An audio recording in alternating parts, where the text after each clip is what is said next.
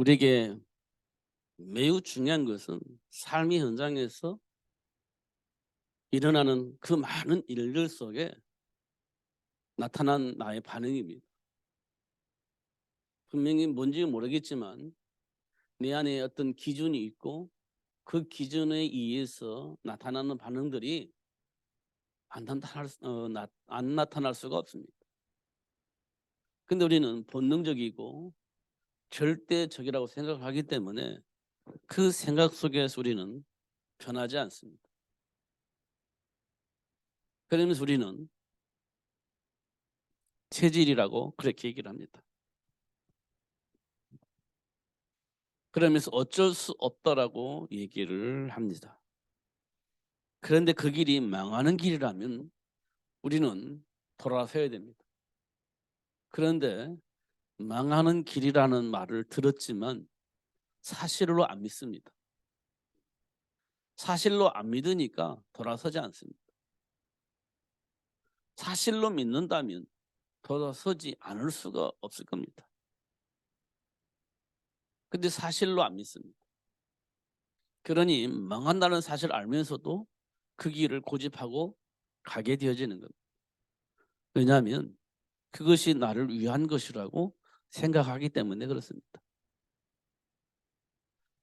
그러니까 우리가요, 볼 수 있는 것은 내게 나타나는 이 무의식 속에 나타나는 이 반응들을 우리는 한 번은 돌이켜 봐야 되는 겁니다. 하나님의 말씀을 통해서 돌이켜 봐야 되는 겁니다. 하나님의 말씀을 통해서 내가 어떤 존재인지, 왜 이런 반응이 나타나는지, 내게 주어진 복이 무엇인지 그 사실을 우리는 알잖아요. 들었기 때문에. 믿든지 안 믿든지 그건 중요하지 않지만 중요한 건 그 사실을 우리가 알고 있잖아요. 근데 그걸 사실로 알고 있느냐가 중요한 겁니다. 그럼 우리에게 가장 중요한 건 뭐겠어요? 나도 모르게 나타나는 이 반응들, 감정들을 통해서 점검을 분명히 해야 되겠죠. 이게 하나님께로부터 온 것인지 아니면 마귀에게서 나온 것인지 우리는 분명히 확인을 해야 되겠죠. 분명히 나에게 나타나는 반응이 있는데 이게 하나님께로부터 왔는 건지 이게 마귀로부터 왔는 것인지 이건 분명히 점검을 해야 되는 겁니다. 왜냐하면 성경은 뭐라고 말하냐면 하나님의 형상대로 지음받았다. 이게 하나님께로부터 오는 복을 받아서 누리면서 살 수 있는 존재로 하나님을 창조하셨다. 이렇게 얘기를 하고 있는 겁니다. 그런데 지금 내 안에 뿌리 내려져 있는 것은 과연 하나님께로부터 온 것인지 아니면 하나님 밖에 그 어떤 존재로 인하여서 내 안에 그 생각이 자리 잡고 있는 것인지 이걸 우리가 분명히 점검해 볼 필요가 있다. 아무리 육신적으로 옳든 그러든 그게 중요한 게 아니고 이게 과연 하나님께로부터 왔는 건지 이게 과연 하나님 밖에 어떤 다른 존재로 말미암아 내 안에 뿌리 내려진 거예요. 이건 분명하게 확인을 해야 됩니다. 이걸 보려는 근본 문제 그렇게 얘기를 합니다. 근본 문제. 또 다른 말로 말하면 하나님을 떠난 상태 이렇게 말합니다. 하나님을 떠난 상태. 근데 하나님을 떠난 상태인데 왜 그럴까요? 하나님을 떠나 있는 상태인 우리에게 누가 주인으로 들어와 있느냐? 마귀가 주인으로 들어와 있는 겁니다. 그 마귀로부터 우리는 지금까지 조정받고 살아왔던 거예요.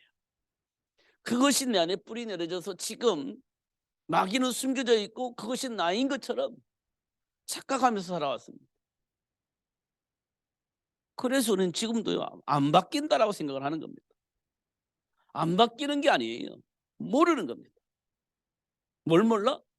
지금 내 영혼을 지배하고 있는 그래서 하나님과 함께 삶을 누리지 못하게 만드는 사단이 지금도 여전히 우리를 조종하고 있다는 사실을 모르고 있는 겁니다.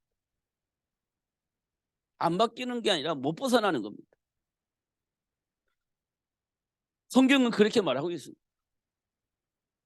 그래서 우리 인간에게 가장 중요한 건 뭐냐면 알고 벗어나는 거예요. 알 수 있어야 되고 벗어날 수 있어야 됩니다. 그런데 우리 인간의 힘으로는 알 수도 없고 벗어날 수도 없는 거예요. 그래서 많은 사람들이 행복하게 살고 싶고 가난하게 살지 않고 실패하지 않고 성공하면서 부유하게 살고 싶은데 그게 안 되는 겁니다. 아무리 노력해도 안 되는 겁니다. 그래서 사람들이 내 팔자 이렇게 얘기를 하는 겁니다. 내 팔자가 그렇지 뭐 이렇게 얘기를 하는 겁니다. 다시 말하면 저주와 같은 삶의 현장에서 못 빠져나오는 거예요. 그러니까 하는 말이 내 팔자가 그렇지 뭐 이렇게 되는 겁니다. 근데 내 팔자가 뭐 그렇지 이 배후에 누가 있습니까? 마귀가 있는 겁니다. 마귀가. 그 생각에서 아직도 우리는 못 벗어나고 있는 겁니다. 저는요 지금 굉장히 쉽게 얘기를 하려고 이런 얘기를 하는 거예요. 쉽게 누구든지 알아들을 수 있도록 이런 말씀을 드리는 겁니다. 어. 그래서 많은 사람들이 문제 만나면 무당도 찾아가고 교회도 찾아가고 절간에도 찾아가 보고 또 많은 어떤 어 학문이 있는 철학을 가지고 있는 사람들에게 인생을 상담을 해 보기도 하고 다 합니다. 왜? 일단 살아야 되니까. 일단 나도 좀 잘 먹고 잘 살고 싶으니까. 어떻게 하면 성공할 것인지에 대한 질문을 하고 싶으니까. 막 이 사람 저 사람 찾아다니면서 상담도 하고 부적도 이렇게 달아보기도 하고 뭐 하나님께 나와서 기도해 보기도 하고 절에 가서 막 이렇게 예. 뭐 천배인지 백배인지 어떻게 하지 않습니까? 고사도 지내고 하지 않습니까? 이게 하는 게 아니고 하는 게 중요한 게 아니고 하나 아느냐 그게 중요한 게 아니고 하나님과의 만남이 중요한 거예요. 그잖아요. 저는 절에 가서 공양 드린 적이 없어요. 근데 내가 하나님을 만나서 누리지 못했어요. 교회는 다녔는데 몰랐어요. 절에 안 다니는 게 중요한 게 아니고 무당한테 가서 전 보는 게 중요한 게 아니고 안 보는 것도 중요하잖아요. 하나님 못 만나는 게 중요한 거지 그게. 하나님 만나는 게 중요한 겁니다. 그렇지 않습니까?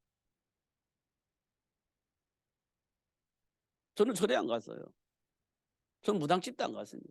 저는 평생 일생 예, 교회 다녔어요. 근데 하나님 못 만났다니까요. 하나님은 나와 함께 계시는데 내가 그 복을 몰랐어. 그거 아무런 의미가 없지. 아무런 의미가 없었습니다. 문제 없는 뭐 갈등하고 기도는 하는지 내가 왜 이 기도를 해야 되는지 모르고 신앙생활을 해왔습니다. 내가 이 기도를 왜 하는지 몰라.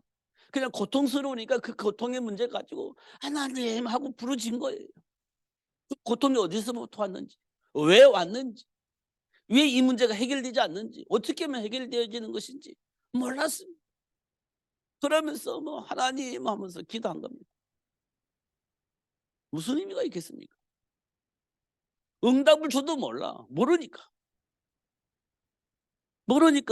하나님과의 관계가 정리가 되어 있지 않으니 하나님이 응답을 주셔도 몰라. 그런 신앙생활을 해왔었습니다. 중요한 건 아는 거예요. 사실을 아는 겁니다. 그러면 뭐가 되냐면 사실을 알게 되니까 제일 먼저 오는 것이 뭐냐면 해방이에요. 해방입니다. 해방은 뭐냐면요. 걸리는 게 없어요. 뭔가 걸려 넘어진다. 그러면 해방이 아닙니다. 근데 우리는 걸려 넘어질 수 있는 그런 통로들이 많아요. 그래서 우리가 해야 할 일이 있습니다. 하나님과 교제를 계속하는 거예요. 하나님과의 관계가 끊어지지 않는 거예요.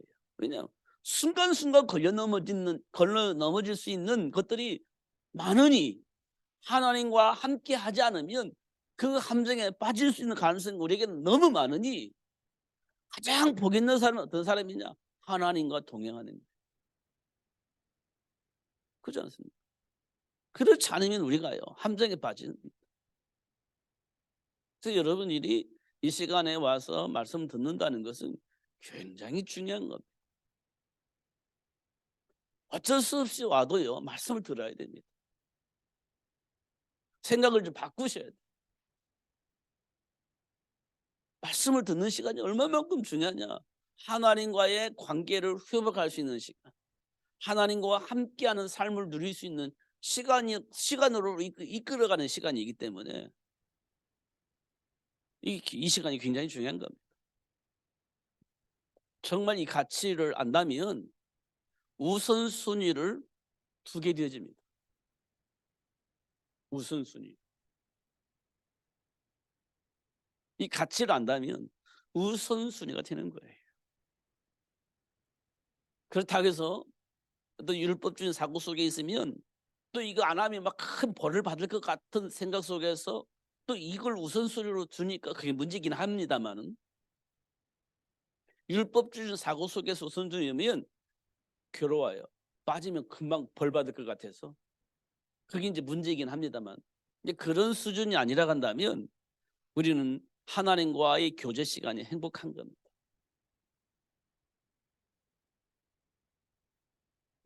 사단이 여러 가지 우리를 왜곡하고 하나님과 함께하는 이 축복을 오해하게 만들어서 누리지 못하게 만드는데, 거기에 우리가 말려들지만 않는다면 우리가 정말 이 세상에서 가장 복 있는 사람이에요. 우리가 늘 고민하는 게 있습니다. 부자처럼 살래, 거짓 나사처럼 살래 할 때는요 갈등을 하게 되는 겁니다. 우리는요, 난 부자처럼 살고 싶지, 거짓 나사처럼 살고 싶은 마음이 이 세상에 누가 있겠습니까? 부, 거짓 나사처럼 살고자 하는 사람이 이 세상에 어디 있어요? 한 사람도 없습니다. 근데 거짓 나사로가 천국에 갔어요. 부자가 날마다 행복하게 살았는데요 지옥에 갔습니다. 그럼 거짓 나사처럼 살아야 된단 말이에요? 우리는 이렇게 접근을 합니다. 부자처럼 살면 안 돼요, 이렇게 접근을 해요. 이게 너무 육신적인 생각이거든요.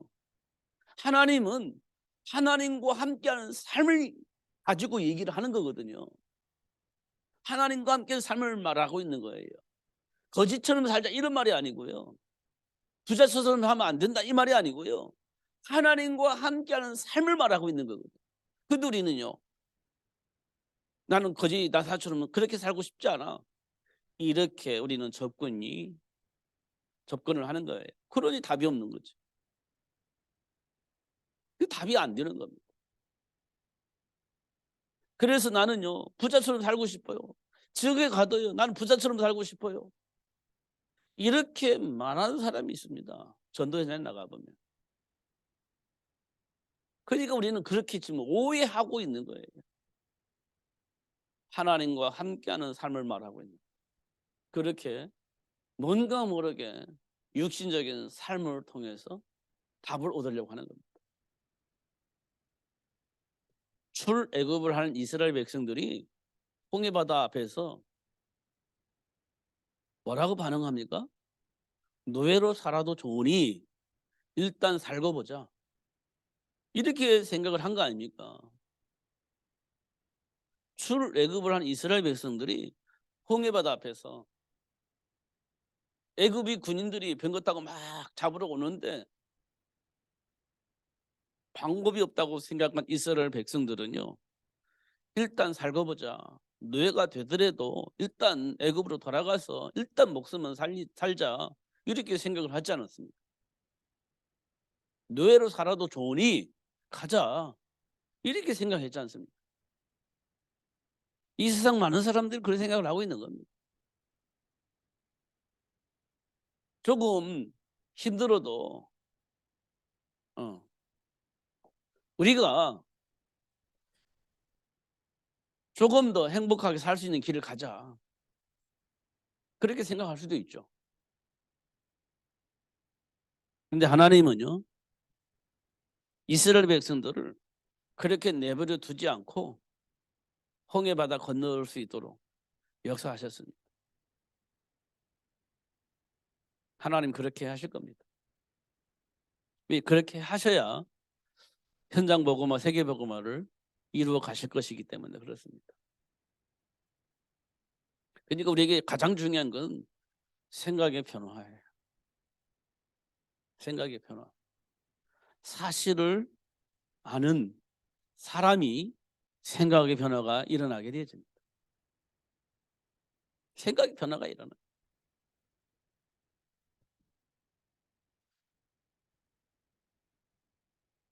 음, 저는 옛날에 말은 참 말을 못 알아들었었는데 참 답답한 부분이 있습니다. 어떤 답답한 부분이 있냐면, 하나님 주신 이 축복을 이렇게 까서 이렇게 벌려서 보여줄 수 있으면 참 좋겠는데 그게 안 된다는 거예요. 어. 하나님의 말씀을 이렇게 던져지는데도 불구하고 이거는 성경 말씀이야, 우리 상관이, 우리 삶의 현장 속에 있는 문제와 상관이 없는 것처럼 우리는 생각하고 사는 거예요. 성경은 우리 삶의 배경을 분명히 말해주고 있고, 왜 실패하는지, 어떤 사람은 왜 성공했는지 그 배경을 정확하게 말해주고 있거든요. 성경을 통해서 나는 왜 이러지? 라고 하는 답을 얻을 수 있는 매우 중요한 책이에요, 성경이. 그래서 생명책이라고 하죠. 생명책. 그래서 이 말씀을 통해서만 내가 왜 이러지? 내 속에 있는 이 감정은 뭐지? 나는 왜 이렇게 분노가 일어나지? 이 억울함을 어떻게 하면 풀지? 아무리 외쳐도 해결되지 않습니다. 성경을 보니까 이런 부분이 이렇게 해서 나타난 거구나라고 얘기하고 있습니다. 이 문제를 해결하기 위해서 우리가 예수를 믿어야 되는 거구나라고 답을 말하고 있는 겁니다. 그렇지 않으면 답이 없어요. 우리는 어디서 답을 얻어요? 없습니다. 절개 가면 마음을 비워라. 그렇죠? 마음이 비워지면 되겠죠. 욕심을 버려라. 그럼 욕심 버리면 되겠죠. 근데 버려지냐고요? 안 되는 겁니다. 그러니까 또 저질러 놓고서는 막 부처에게 막 비는 거 아닙니까? 천배인지 만배인지 하면서 자기 마음을 비는 거지. 욕심을 지우는 거지. 그러면 거룩한 척 하고 다니잖아요. 근데 본질은 안 바뀌는 겁니다. 본질은 안 바뀌어요. 마귀 자녀에서 바뀌지 않습니다. 그러면 어떻게 해요? 지옥 가는 겁니다. 영원한 세계예요. 그 세계는 지금 우리에게는 기회가 있는 세계이지만 이미 지옥 가면 영원한 세계, 돌이킬 수 없는 영원한 세계입니다. 지금 우리가 돌이킬 수 있는 기회가 있는 시기에 지금이요. 돌이킬 수 있는 기회가 있는 시간표 속에 주고 와 있는 거예요.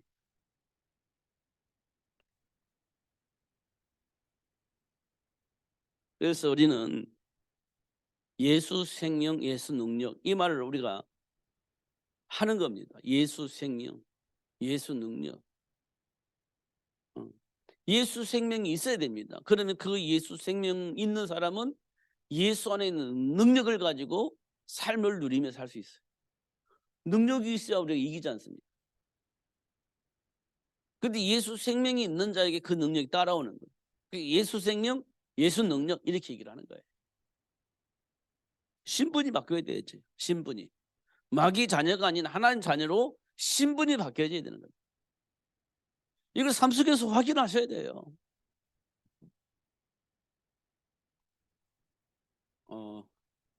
그 사실을 확인시켜 주신 것이 누구냐? 복의 근원 아브라함.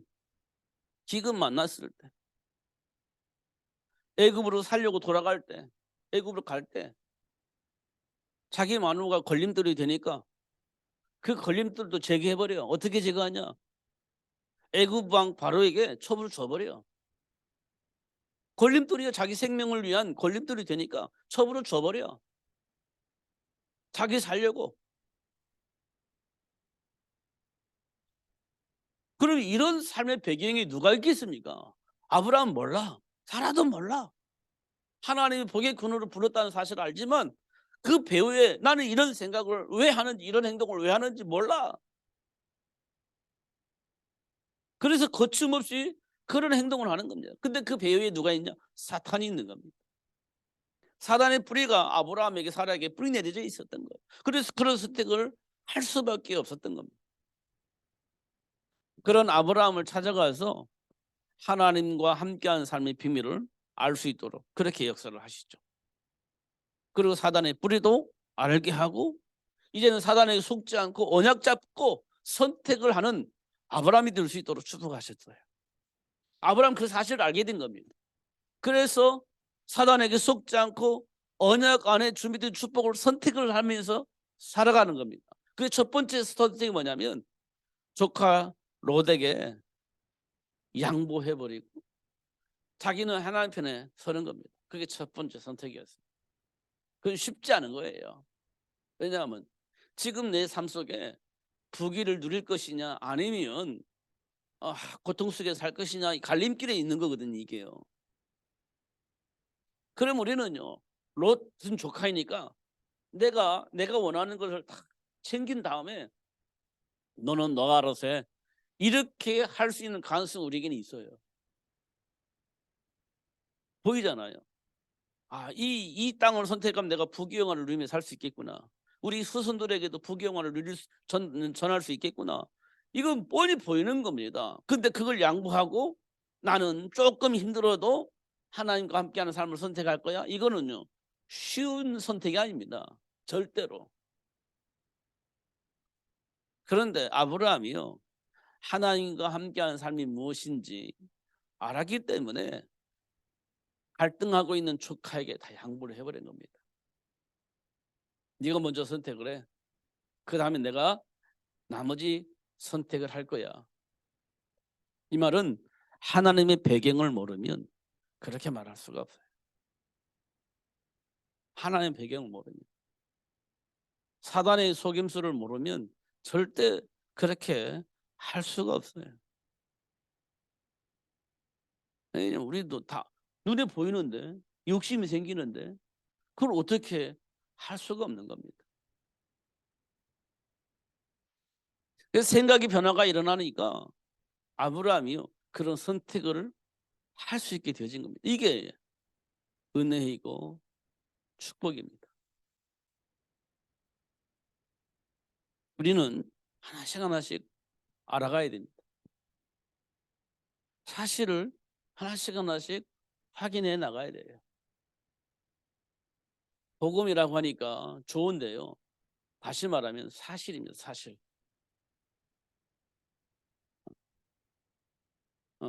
비정상이 아닌 정상을 말하는 겁니다. 그게 복음이에요. 비정상을 정상화하는 것이 복음입니다. 인기응변으로 순간순간에 이렇게 변화무쌍하게 이렇게 자기를 위한 생각과 삶이 되어진다면 문제가 되는 거예요. 정상이 비정상이고 비정상이 정상화되어지는 그런 삶이 되면 안 돼요. 비정상이 정상화되어지는 삶을 살아야 되는 겁니다. 변화무쌍한 변화가 일어나면 안 돼. 항상 비정상이 정상으로 돌아가야 돼요. 왜냐하면 우리는 비정상적인 삶을 살았기 때문에 이 비정상이 자꾸 정상으로 바뀌어지는 삶을 살아야 되겠죠. 이걸 보고 우리는 치유라고 합니다. 이 치유는 언제 일어날까요? 하나님과 함께하는 삶의 비밀을 발견할 때 치유가 일어나는 겁니다. 그 세계 복음화는 비정상적인 삶의 흐름을 정상적인 삶의 힘으로 바꾸기 위해서 하는 것이 세계복음화입니다. 그러니까 비정상적인 삶의 문화를 정상으로 따라가면 안 돼. 근데 우리는 세상이 그러니 그 흐름을 따라가는 겁니다. 이 정상을 바꿀 수 있는 힘이 우리에는 없어요. 그걸 우리는 세상 풍조 이렇게 얘기를 합니다. 하나님 주신 말씀 안에서 어떻게 하면 세계 복음화를 이룰 것인가, 하나님과 함께하는 삶을 누릴 수 있도록 도울 것인가, 이 부분을 우리는 날마다 묵상해야 됩니다. 날마다. 굉장히 중요한 거예요. 그러면 우리가 복음 안에서, 언약 안에서 보면 그게 보일 겁니다. 아, 이런 통로가 있구나. 이런 생각 속에 역사하고 있구나. 이 왜곡되어진 부분이 이렇게 있구나. 사단은 이런 방법으로 하나님과 함께하는 삶을 누리지 못하게 하고 배경을 누리지 못하도록 그렇게 만들고 있구나. 정말 우리는요, 뭘 해야 되냐? 렘넌트들에게 복음으로 뿌리 내리는 겁니다. 복음이 각인되어지는 겁니다. 근데 삶의 이유가 다른 데 있으면 복음이 각인되지 않습니다. 하나님과 함께하는 삶이 누려지지 않습니다. 말로는 이 좀 똑똑하니까요. 말로는 금방 알아요. 그래서 기도도 합니다. 근데 생각은 변화가 일어나지 않습니다. 그리고 말로 포럼할 때는 너무 똑똑하게 잘하니까 야 좋다라고 생각하는데요. 현장에 나가면 아무런 힘이 없어요. 왜 그럴까요? 이론으로만 알고 있기 때문에 그래요. 이론으로만 알고 있기 때문에. 현장에서는 이길 수 있는 힘이 없어요. 골리앗 앞에 서 있는 이스라엘 군인들처럼 아무런 힘이 없어요. 이론으로는 너무 잘 알죠. 오히려 사도 바울처럼 똑똑한 그 머리를 가지고 하나님을 대적할 수 있는 일을 할 수도 있습니다. 모르니까. 그게 전부인 것처럼 착각하니까. 그럴 수도 있어요. 하나님과 관계로 회복할 수 있는 길 대신 예수를 아는 게 굉장히 중요한 겁니다. 그래서 아는 것이 중요해요. 다메섹에서 바울이 예수님이 바울을 부를 때 누구십니까? 라고 물어보잖아요. 누구세요? 네가 핍박하는 예수야. 이 말은 뭘 의미하느냐면 사도 바울에게 망치로 탁 때린 거예요. 예수가 그리스도란 거 말할 때 너 하나님 모독한 죄로 그 사람들을 잡아다 죽이는 사람이었잖아. 아는 거예요, 예수님도. 그런데 예수님이 딱 불러가지고 네가 핍박하는 예수야. 이 말은 예수가 그리스도인 것이 맞다라는 것을 얘기해 주는 거예요. 예수님이 그리스도 맞아. 너는 예수가 그리스도란 말하는 사람은 하나님을 모독한 죄로 죽이려고 너 그렇게 수많은 사람들 핍박했잖아. 근데 그 말이 맞아. 이렇게 말해 주는 거예요. 사도 바울이 얼마나 황당했겠어요. 말도 안 돼. 이렇게 생각하면서 수많은 사람을 핍박했는데 알고 보니까 그게 사실이야. 이게 이제 우리가 우리에게 와야 할 축복이에요. 알고 보니까 맞네. 이 시간표가 우리에게 와야 되는 겁니다. 이 시간표가. 근데 우리는 이 시간표를 가지려고 발등 치는데 안 돼. 내 안의 배경을 우리는 망각하고 있기 때문에. 자, 사도 바울이 뭐라고 말했는지 확인해 볼까요? 로마서 3장 23절에 모든 사람이 죄를 범하여 하나님의 영광에 이를 수 없다. 이렇게 얘기를 했습니다. 그리고 에베소서 2장 3절에는 뭐라고 되어 있냐? 본질상 진노의 자녀다. 이렇게 말하고 있습니다. 그리고 우리가 가지고 있는 모든 생각의 배경, 삶의 배경은 누가 있냐? 요한복음 8장 44절 마귀에게서 나온 것이다. 이렇게 이야기하고 있습니다. 지금 우리가 가지고 있는 모든 생각과 감정과 삶의 모든 기준들이 어디서 나왔냐? 마귀에게서 나왔다. 이렇게 말하고 있습니다.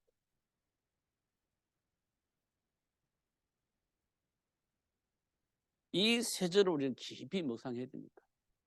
이게 우리가 예수를 만나기 전에 우리 베이스예요. 우리 안에 있는 바탕이에요. 무의식에 뿌리 내려져 있는 겁니다. 이게 우리 안에 자리 잡고 있습니다. 그래서 어떻게 우리는 일생 히브리서 2장 14절에서 15절에 보면 일생 마귀에게 종노릇 하며 사는 거예요. 이 배경 속에서 사는 거예요. 일생 동안. 이거 우리가 깊이 생각해야 됩니다. 드러나는 것이 드러나잖아요, 삶 속에. 그런데 그 드러나는 배경에는 이게 있는 겁니다. 드러나는 배경 속에 이게 있는 거예요. 근데 이걸 우리가 바꾼다고요? 못 바꿔요. 바꿀 수가 없습니다. 바꾸고 싶잖아요. 그걸 막 기도하는 겁니다. 안 바뀌어집니다. 안 바뀌어지는 거예요. 이것 때문에 내가 갈등하고 스트레스 받지 않습니까? 안 되니까.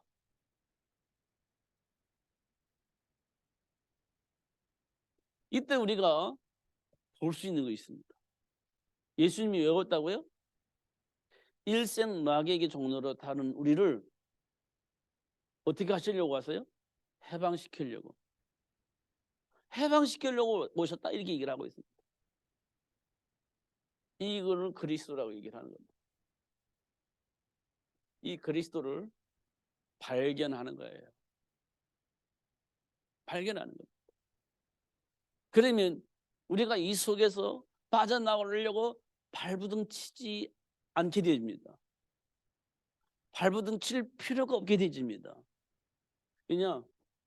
예수님께서 이미 다 끝내버렸다는 사실을 알기 때문에 해결하려고 발부둥 치지 않아도 돼요. 그러면 이 속에 있는 것들을 어떻게 해결해요? 그리스도 예수 안에 있으면 이 문제는 당연히 없어지게 됩니다. 그리스도를 발견하고 그리스도 안에 있는 축복을 누리고 있으면 당연히 없어져요. 당연히 없어지는 겁니다. 해결하려고 발부둥 칠 필요가 없어요. 그리스도 안에 있는 축복을 누리고 있으면 당연히 없어지게 돼 있는 겁니다. 이거 하시려고 예수님 오신 거지 않습니까? 근데 우리는 예수를 믿는데 이 문제를 해결하려고 막 발부둥 치니까 그리스도 안에 있는 축복을 누리지 못하는 거예요. 그러니까 해결 안 되는 겁니다. 제가 오늘 다락방을 하면서 이런 얘기를 했어요. 제가 어릴 때 TV에서 본 건데요. 그게 뭐냐면 타잔이에요. 타잔. 타잔. 제가 어릴 때 봤어요. TV에서. 타잔은 어디서 살아요? 정글에서 살잖아요. 위기 만나면 막 짐승들 불러가지고 위기를 극복하기도 하고 그러지 않습니까? 근데요, 제가 딱 보니까 그 정글에는 뭐가 많죠? 늪이 있어요. 늪이. 늪에 빠지면 어떻게 해야 돼요? 가만히 있는 게 사는 거예요. 늪에 빠지면 가만히 있는 게 사는 길이에요. 살려고 발버둥 치면 그 사람은 죽습니다. 그게 타잔 속에서 나와요. 타잔이 늪에 딱 떨어졌어요. 가만히 있습니다. 그러면 지나가던 짐승들이 보고 타잔을 구출해 줘요.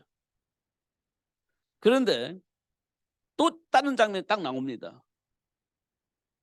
그 정글에서 코끼리 상아를 뺏으려고 하든지 어떤 보석을 찾으려고 하는 사람들은요, 늪에 빠지잖아요. 그럼 어떤 줄 아세요? 살려고 발버둥 쳐요. 늪에서 어떻든 빠져나오려 발버둥 쳐요. 그럼 어떤 현상이 일어나냐? 늪수로 계속 빠져 죽습니다. 그런데요, 위기 오니까 막 빠져나가고 싶잖아요. 그러니까 막 발부딪힙니다. 그러면 그럴수록 더 깊이 빠져 죽습니다. 어떻게 하는 게 맞는 것 같아요? 가만히 있는 게 맞는 거예요, 그게요. 근데 우리는요, 가만히 있지를 못해요. 왜? 위기니까. 일단 여기서 빠져나가야 되니까. 가만히 있을 수가 없어요. 근데 가만히 있어야 맞는 겁니다. 움직일수록 빠져 죽습니다. 그런데 우리는 뭔가라도 하고 싶은 욕망 때문에 움직이게 돼 있습니다. 그러면 그때부터 빠져들기 시작하는 겁니다. 빠져들면 더 위험하니까 더 빠져나오려고 더 막 발악을 하는 거예요. 그러면 더 빨리 들어가는 겁니다. 가장 좋은 방법은 가만히 있는 거예요. 그게 타단에서 나옵니다. 그럼 우리는요, 어떻게 해야 되겠습니까? 그리스도 예수 안에서 가만히 있으면 됩니다. 그리스도 예수 안에서 가만히 있으면 돼요. 그러면 누가 간섭할 수가 없을까요? 사단이 간섭할 수가 없어요. 그럼 저주와 재앙은 어떻게 될까요? 사라지게 됩니다. 그럼 어떤 결과 나올까요? 하나님이 약속하신 축복의 삼성의 열매로 나오게 되어 있어요. 그게 하나님의 약속이에요. 그러니까 가만히 있으면 돼, 예수 안에서.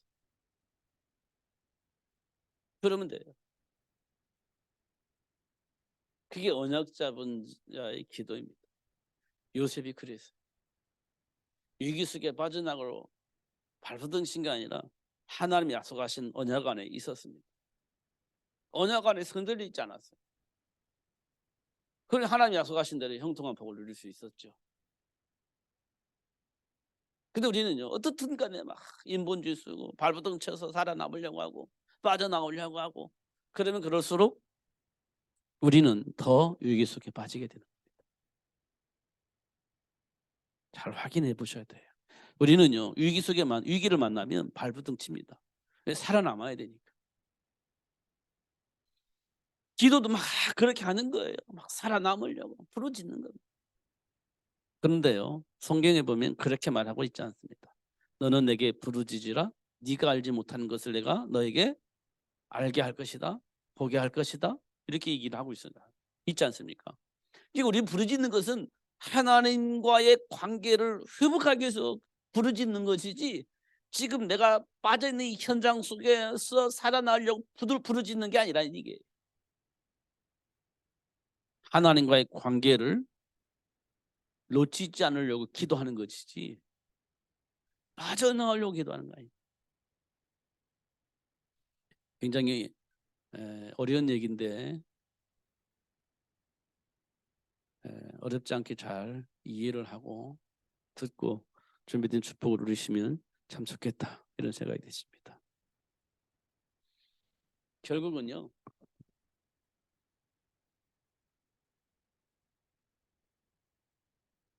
예수 이름입니다. 여기에 보니까 11절에 나는 세상에 더 있지 아니하오나 그들은 세상에 있사옵고, 이 말은 예수님과 함께하는 삶을 누리야 되는 이 백성들이 예수님이 떠나버리니까 이제 자기가 보호할 수가 없다는 거예요. 떠나버리니까. 그러니까 이제 하나님께 기도하는 겁니다. 하나님께 가옵나니 거룩하신 아버지여, 내게 주신 아버지의 이름으로 그들을 보존하사 우리와 같이 그들도 하나가 되게 하옵소서.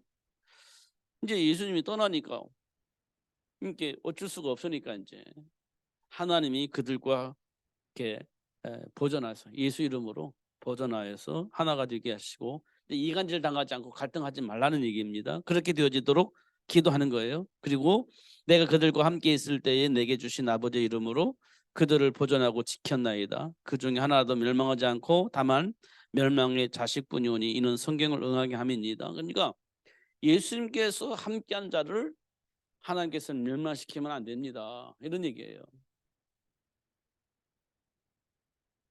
예수님이 지금 상황을 보니까 내가 이들과 함께 있어서 내가 이들을 보호하고 이들에게 준비된 축복을 누릴 수 있도록 그렇게 했는데 내가 떠나버리면 이들은 어떻게 할 것 같습니까? 어떻게 합니까? 안 되잖아요. 그러니까 지금 내가 이들을 보호하여서 지켰던 것처럼 예수 이름으로 이들을 보존하시고 멸망시키면 안 됩니다. 이렇게 하나님께 기도하는 내용이. 우리가 어떻게 하면 좋겠습니까? 이게 굉장히 중요한 말입니다. 어쨌든 속지 마시고 하나님 주신 축복을 누리면서 승리하신 여러분 되시기를 예수님이 축복합니다. 기도하겠습니다. 살아계신 하나님 아버지 감사합니다. 그리스도 예수 안에서 준비된 복을 보게 하시고 알게 하시고 누릴 수 있도록 역사하여 주옵소서. 은혜를 베풀어 주시사 깨닫게 하시고 언약 붙잡게 하시고 기도하게 하셔서 언약을 이루시는 하나님의 역사를 체험할 수 있도록 현장에서 일어난 문제와 사건의 배후에 뭐가 있는지 또 하나님 어떤 계획이 있는지 볼 수 있는 눈이 열려져서 하나님의 배경을 누리면서 승리하면서 현장을 변화시키면서